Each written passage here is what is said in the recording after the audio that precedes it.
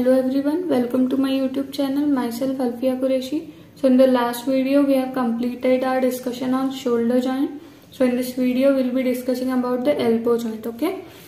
So here is a diagram of elbow joint. You can see this is humerus. This one is radius and this is ulna. So the elbow joint is between these three bones. So the upper articular surface is made by the capitulum, which combines with the head of radius, and the trochlea, which combines with the trochlear notch of ulna. Okay. So this is the whole component of the elbow joint. So first let's see the type of this joint. So the elbow joint is basically a synovial joint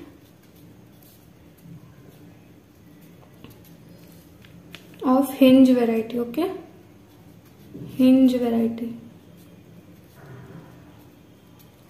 So let's write down the articular surfaces.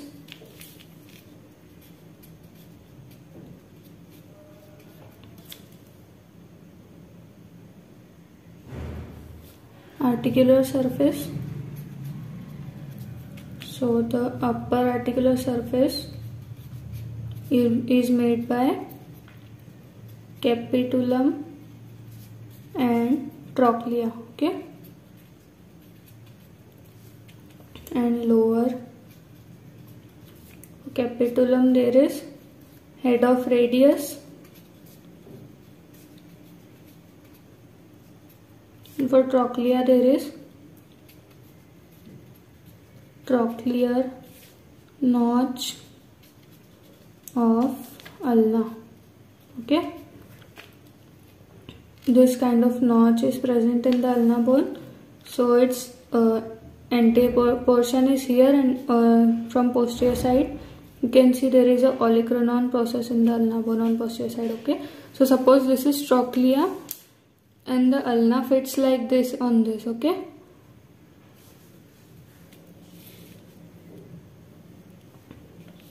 now let's see the ligaments of elbow joint.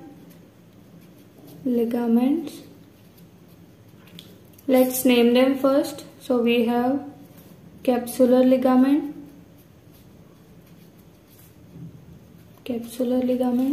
then the thicknings or modification of this capsular ligament is anterior and posterior ligaments. Okay, and then we have ulnar collateral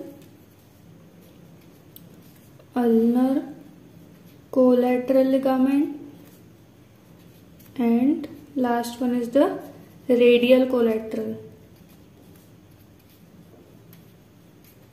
ligament.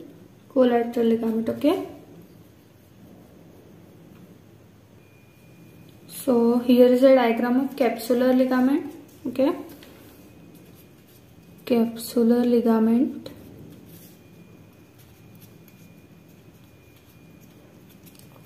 which covers whole joint, radius, ulna, and the lower part of this humerus also. Okay, so on the so its upper origin, you can say, upper attachment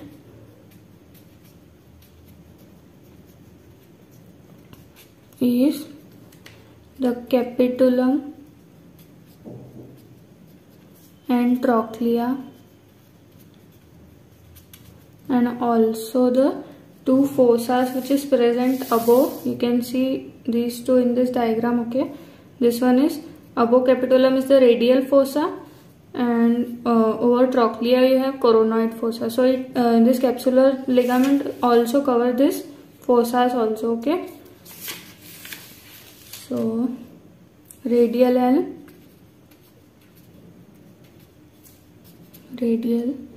coronoid fossa.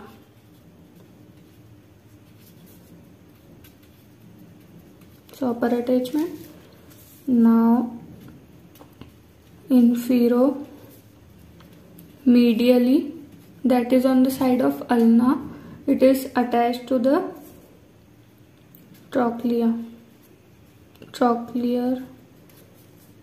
notch of ulna, And on the inferolateral side, that is on the radial side,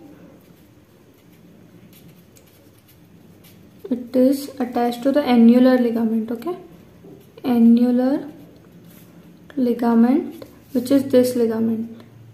Okay, this is the annular ligament, which is the ligament of radioulnar joint. Okay,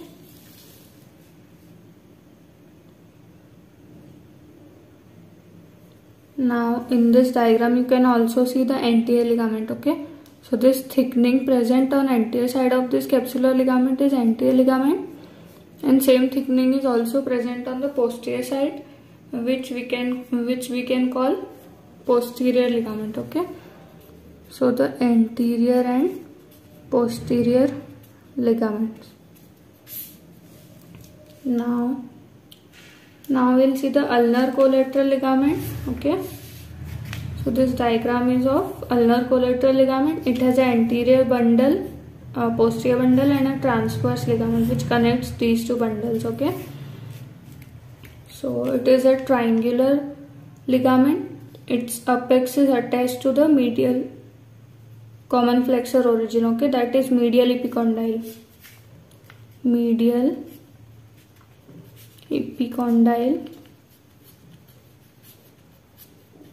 and base is on the ulna bone. So this is the ulna bone. That's why it is known as ulnar collateral ligament. Okay. Now this anterior bundle is attached to the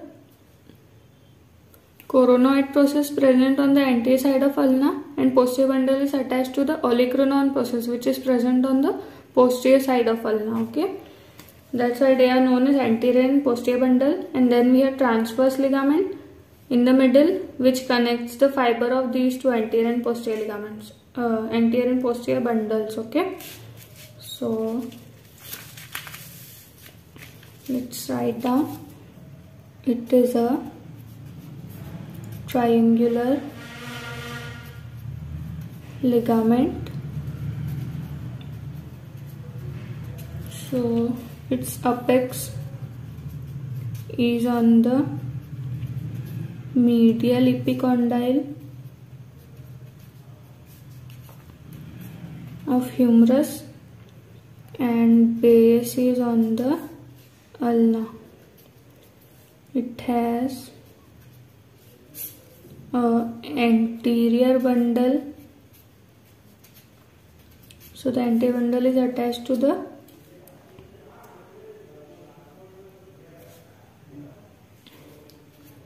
coronoid process,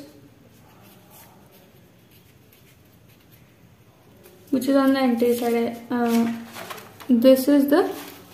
This process triangular you can see here on the anterior side of ulna is the coronoid process. Okay, and this one on the posterior side is the olecranon process. Okay,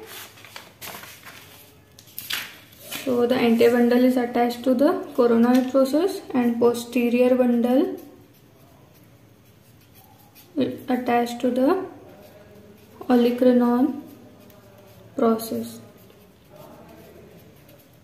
So this is the ulnar collateral. Then we have a radial collateral ligament also. So this is the radial collateral. It is a fan shaped ligament.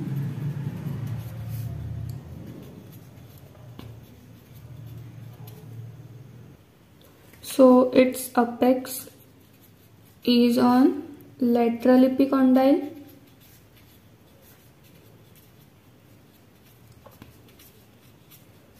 and base is on the annular ligament. Okay, annular ligament we have also seen in the capsular ligaments attachment, which is the ligament of basically radioulnar joint. Okay, so this annular ligament is this ligament, and this apex of this radial collateral ligament is attached on the lateral epicondyle.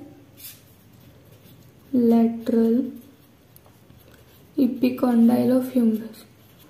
So with this we have completed all the ligaments also. So in the next video we will discuss about the relations, blood supply, nerve supply, and movements of the elbow joint.